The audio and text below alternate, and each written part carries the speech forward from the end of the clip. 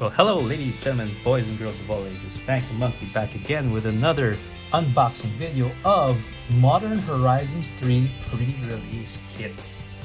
So it's finally here. I think this is the most awaited set of the year, and based on the spoilers that I've seen and some of the reviews, this is turning out to be a very powerful set.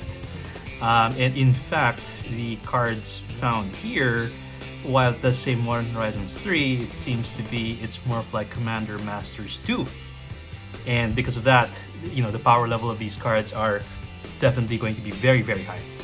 So, it's pre-release weekend. I actually do have several products here to open. We have 2 PR kits and 3 play boosters.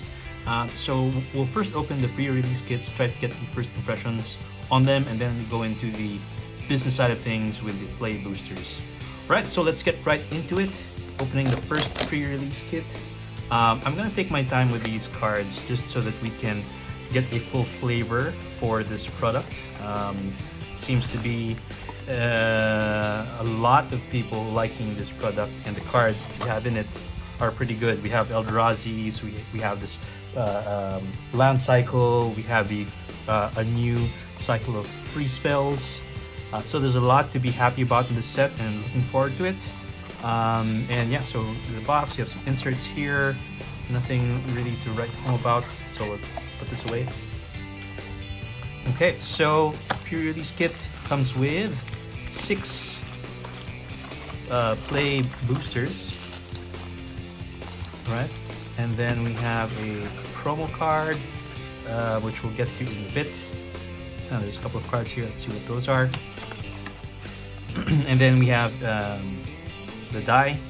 Let's go for a 15, 17. Okay, so let's put this away and let's get right to it. Again, we'll open that up later. Okay, first up, our first play booster. Oh, I think this is a Japanese printing. It has the cutaway over here. Okay, since it's Japanese, I think the good cards are up front, so we'll go from the back. Okay, so we have this art card here. So let's do it here, right? Okay. Oh, so wrong. The good stuff are in the back, and front part is where we start. Okay, Sage of the Unknowable, Horrific Assault. So this is a green, deals damage equal to its power. You control an Eldrazi, you gain 3 life. Eviscerator's Insight. Sacrifice an artifact creature, draw 2 cards, flashback, just for 2. Throbbing Charm, 2 to cast instant. Choose 1, deals damage equal to twice the number of creatures you control. Target creature destroy enchantment, exile any number of target players' graveyards. Okay. Glimpse the Impossible. So we have several reprints here, but we also have a couple of new cards as well. Bountiful Landscape, Forest, Island, Mountain. Okay, so we'll put that over here for the land. Conduit Goblin. Okay, I'm not really a fan of the energy stuff, so I'm not really too enthused about that. Okay, we have Phyrexian Ironworks, 3 to cast artifact. Again, with the energy stuff, not so interested in that. Pyretic Rebirth, instant for the cast. Recur artifact, creature, graveyard hand, deals damage that requires mana up to 1 target creature or planeswalker. Okay, interesting. Creation of Abyssin. Ooh, okay. Saga, 3 to cast, black. Search your library for a card, exile it, face down and shuffle. Second counter, turn the exiled card face up. If it's a creature card, you lose life equal to its mana value. And third, you may put the exiled card on the battlefield if it's a creature card. If you don't put it in the battlefield, put it into its owner's hand. Okay. So, another uncommon here. Solar Transformer. This is artifact 2 to cast. And it generates energy counters. Okay, again, not so much a fan. Another uncommon here, we have Nesting Grounds. This is a reprint. I think we saw this last in, was it Ikoria? I think so. Okay. And then for the rare, we have an Arena of Glory. So I think this is the new cycle of lands from MH3. So it enters battlefield tapped unless you control a mountain. You can tap it for red, and then you can pay red, tap it, exert Arena of Glory, add 2 red mana. If that mana is spent on a creature spell, it gains haste until end of turn. So exerted so it doesn't tap during the next untap step. And for the foil, we have a Hex Gold Smith. Okay. So interesting, we were able to pick up the new land cycle. Sorry, is this made in the US or made in Japan? Let me double check again. This one is... oh, made in the USA. So it just has a thing in the top here. There you go. Not as good as the Japanese sort of slit, but I don't know if that's the way that's supposed to. So that's why I was confused, right? That I thought the good cards were up front.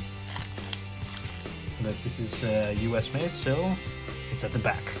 Okay, Siege Smash, Aether Spike, Expanding Ooze, Feated Gargantua, interesting. Hex Gold Slit again. Warp Tusker, 7 cast Eldrazi Boar Beast, 6/8 with reach. When you cast or cycle Warp Tusker, create a 0/1 colorless Eldrazi spawn.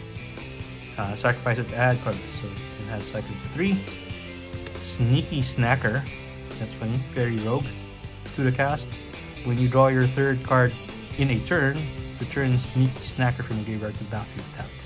Interesting. Then we have Skittering Precursor, 3 to cast, 2 in red. Eldrazi Drone, cast Devoid with Benache, and whenever you sacrifice a non-token permanent, you create a spawn. Okay, and then Monstrous Vortex, 4 to cast enchantment. Whenever you cast a creature spell with power 5 or greater, discover X, where X is that spell's mana value. Ooh, this is actually pretty cool. Maybe I can use this one of my decks. We'll see. Next up, we have a Glasswing Grace. Okay, so I think this is the first of the MDFCs that are also pretty big in this particular set. So 5 to cast, 3 and hybrid white or black. This is an aura. Enchanted creature gets 2/2, has flying and lifelink, and it flips into Age Graced Chapel, which is a land enters battlefield tapped. I know there's a land cycle here where it enters battlefield untapped if you pay 3 life, which is I think pretty good. Okay, so that's nice. Next up, we have a Shrieking Drake with this nice old school art. That's pretty cool. And for the rare, we have a Windswept Heath. Nice. So this is our first fetch land. Nice to get a fetch land. Always good to have one. So let's put that over here on the right. And we have our first mythic. It is Necro Dominance. Nice. So this is 3 black pips to cast. Legendary enchantment. Skip your draw step at the beginning of your end step. If you pay any amount of life, if you do draw that many cards, your maximum hand size is 5. If a card or token you put in your graveyard from anywhere, exile instead. So this is a very, very powerful card. Nice to see this. So you know, maybe I'll put this over here, and I'll put the mythic down there. Then we have a Nyxborn Unicorn foil to end the pack. So that was a pretty good pack. I think we got a mythic and a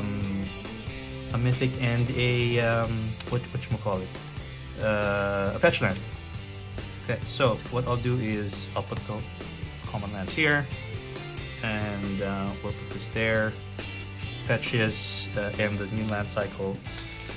So let's continue on with this particular unboxing. So we got 1 mythic so far, Necro Dominance, and 1 fetch land.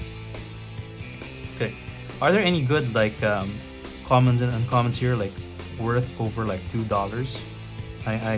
Let me know in the comments if there are any good ones here, so I can watch out for it next time. Okay, we have Bespoke Battle Wagon. Okay, Lethal Throwdown. So this is sorcery, 1 to cast. As initial cost to cast this spell, sacrifice a creature or sacrifice a modified creature. Destroy target creature or planeswalker if the creature is sacrificed. If the modified creature was sacrificed, draw a card. Okay. Witch Enchanter, I mean. So 4 to cast, 2/2 human warlock. Enters the battlefield, destroy target artifact or enchantment. But this is also an MDFC, so it comes in. There you go. Enters the battlefield, tap, or you may pay 3 life. So I think that's pretty cool. That's really good.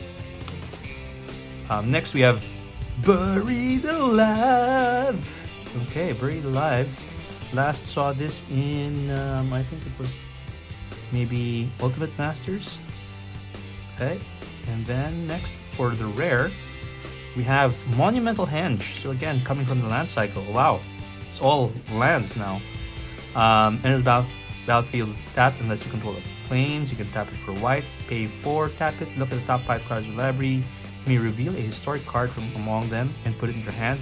Put the rest of your library in a random order.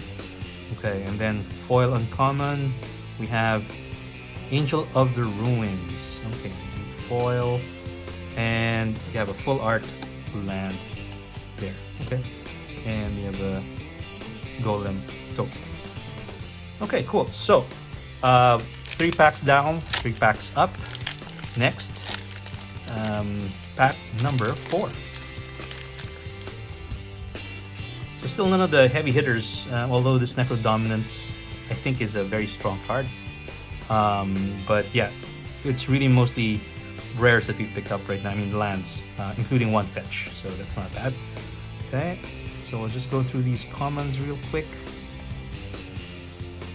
Alright, and then uncommons, a Johnny Fells the Godsire, 5 to cast. First lore counter, exile target creature and point control 3 or greater. Number 2, create a 2/1 cat warrior token, and then vigilance counter on creature you control, and target creature you control gains double strike for the turn.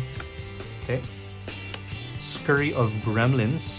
These look like pangolins or anteaters. 4 to cast, Boros with energy.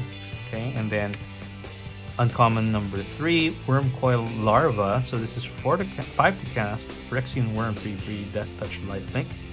When it dies, create a 1/2 black Phyrexian Worm artifact creature token with Death Touch, and another one with Lifelink. So this is like, was that the Worm Coil? I forget now. The 6 to cast artifact. So this is a smaller version of that. Okay, interesting. And next we have uncommon again. You have Meltdown. So X and red, destroy each artifact with mana value X or less.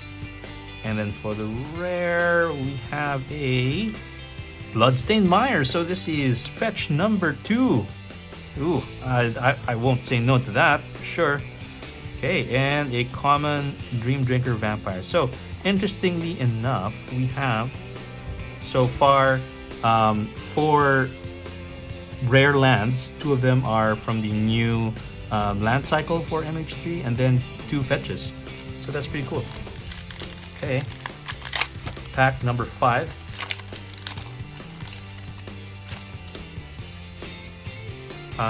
Looking for the flares. Hopefully we got a flare. Okay, so go through these commons real quick. Okay, Trickster Elk, Wastescape Battle Mage. Okay, so we have a lot of Eldrazi's featured here. Consigned Memory. So 1 to cast, replicate 1 counter target triggered ability or colorless spell. Okay, interesting. Then we have another MDFC, Rush of Inspiration. 3 to cast, 1 and a hybrid's blue and red.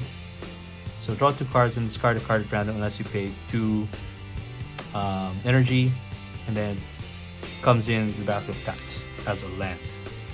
Okay. Next we have Barbarian Ring, another land. So tap it for red, deals 1 damage to you, and then with Threshold you can tap it for red. Sacrifice Barbarian, deals 2 damage to any target. Activate only if you have if 7 or more cards are in your graveyard. Now for the rare, we have a Wheel of Potential. So this is a sorcery. 3 to cast, you get 3 energy counters, then you may pay X and energy. Each player may exile their hand and draw X cards. If X is 7 or more, you may play cards you own, exile this way until the end of your next turn.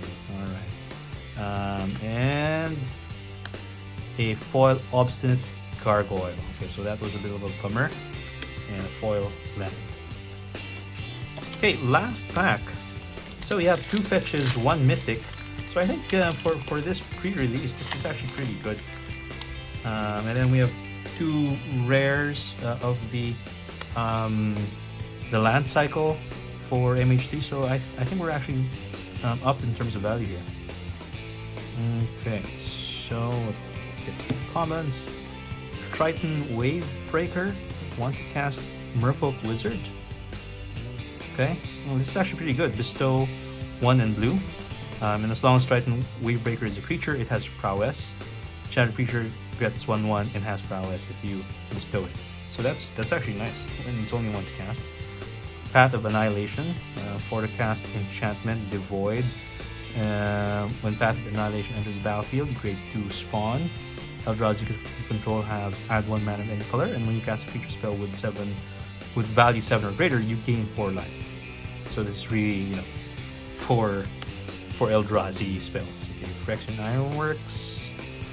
Another MDFC. We have Pinnacle Monk. So it's a 5 to cast monk with prowess. Enters battlefield, return instant or sorcery from your graveyard to your hand, and then it flips into this nice Mystic Peak. So you can pay 3, so it comes in untapped. I like that. For the rare, we have a Capu Cannoneer, a reprint from Kamigawa Neon Dynasty. Okay. And we have a mythic, a second mythic, nice, to end this pre-release pack or pre-release box. We have Eldamri Corvecdal. Okay, so Eldamri, 3 to cast, green, and 1, Elf Warrior 3/3. You may look at the top card of the library anytime. You may cast creature spells from top of the library, and you can pay 1 green and tap it. Tap 2 untapped creatures you control, reveal a card from your hand or the top card of the library. If you reveal a creature card this way, put it in the battlefield, activate only during your turn. So this is a nice way to cheat in big creatures. Wow, okay, so this is definitely a new card, and it goes into the cool pile. And then we have a foil Muster the Departed to end, and that's it. Wow, okay, and the last one we have would be another Monumental Henge in foil for the promo. Let's see what we get here. Sorry, let me open this as well. Alright. So, that's it. Okay, so we just get these double-faced card sort of proxies. And we get another land cycle there. So, pretty cool. We have Eladamri,